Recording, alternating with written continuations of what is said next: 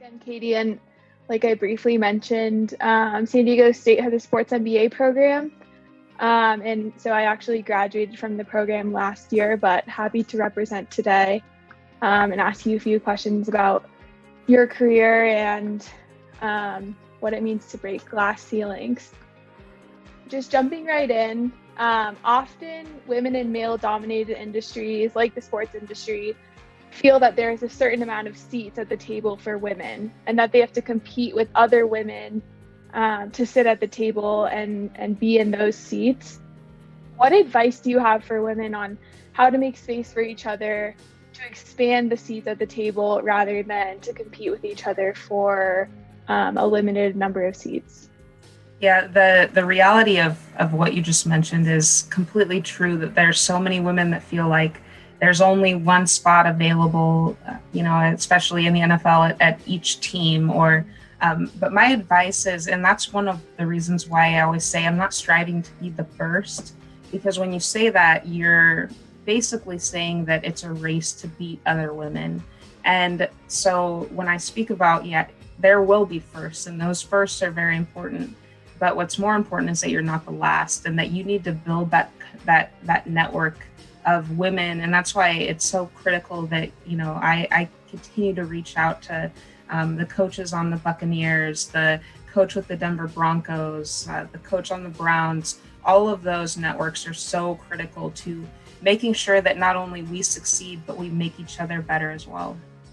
Right. Yeah, no, that makes complete sense. And kind of a good segue into my next question, which is, how important do you think events like the Women's Career in Football Forum are for ensuring other women are breaking barriers in the NFL? And maybe what other ways can women, get invited to forums like that, or, like you said, network with other women in the league to kind of make their way into the league? Yeah, one of the cool things about the NFL forums is that you actually get to meet head coaches, general managers, people who are decision makers, and you get to at least allow yourself a chance to let them know who you are. And we all think of networking and going around handing out business cards, but the important thing is that you actually build your network, and those relationships are long-term investments. And so those forums, as important as they are, it's more important that you continue to reach out to those contacts that you make. I had so many coaches tell me that a woman's never even, at least that they knew of, reached out to them for, what opportunities they had. So a lot of it's just knowing who to reach out to and, knowing the ways to actually get to know and build your network. Yeah, exactly. And that's something, in the sports MBA program that we particularly stress is a lot about working in sports is unfortunately about who you know rather than kind of what you know. And so I think that's great advice, working to build a strong network. So as I briefly said before, the theme of the conference today is shattering glass ceilings. And you obviously shattered a massive ceiling by becoming the first woman to coach in the Super Bowl.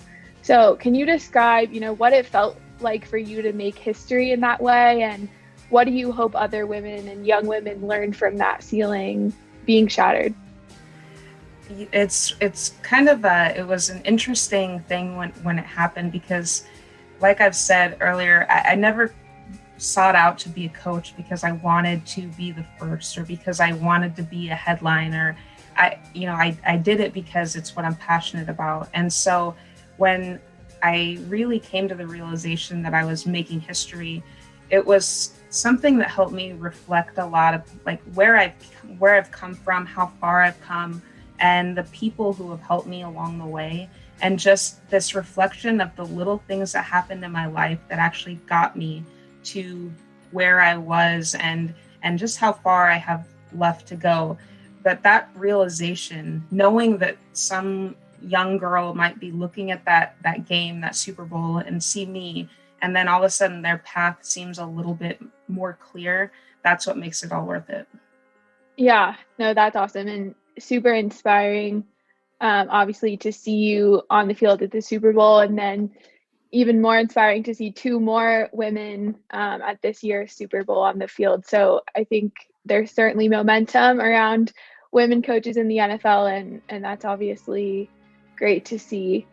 So you're in a time of career change at the moment. What are you looking for in your next opportunity, and maybe what advice do you have for women who are also making career changes, and how they should approach the change and determine what they should look for in a new opportunity? So, it's been an interesting time in my life, and through this transition period, I've gone back and forth about what it is, what's my next steps. And what I keep coming back to is what's my why, what's driving me. And when I had an opportunity, my twin sister is the head coach of the first ever women's flag football team at Ottawa University, where young girls can actually go to college on a flag football scholarship. And so now, being with them, seeing the opportunities that they have that I never had, and just the growth of the women's game specifically, it might not be the bright, shiny lights as things in my past, but the why and the love is just as important, if not more. And so, I'm excited to see the impact I can have on that team. I'm not saying I'm not ever going back to the NFL, but this is kind of where my passion lies right now, and kind of turning my light onto others and then giving them a platform to change the game, so women don't just have to be a part of it, they can actually be it. Yeah, no, that's awesome. And obviously this conference there will be a lot of students watching your keynote address. So if you could go back in time and give your college self advice, what would it be? My college self? Yeah. Oh boy. I would probably, and it kind of is not necessarily geared toward a career, but I would probably tell myself to branch out and reach out to people that you don't typically reach out to. I know for my first 4 years, I did a victory lap in college. My first 4 years, I kind of just was in my safety net of the basketball team, of the people who were a lot like me. And then on my victory lap, just things happen in life. And I was kind of forced into a situation. I started playing soccer randomly, even though I hadn't played since I was in elementary school. But I met people that I would have never met before. And I wish I would have started that from day one. It would have changed my life, just getting to know so many different types of people and how they changed my life in such a short period of time. Yeah, no, that's awesome. And I really appreciate your time today. You're obviously an inspiration to me and to a bunch of women everywhere who are looking to have a career in sports, whether that's, on the business side like I am, or on the field like you are.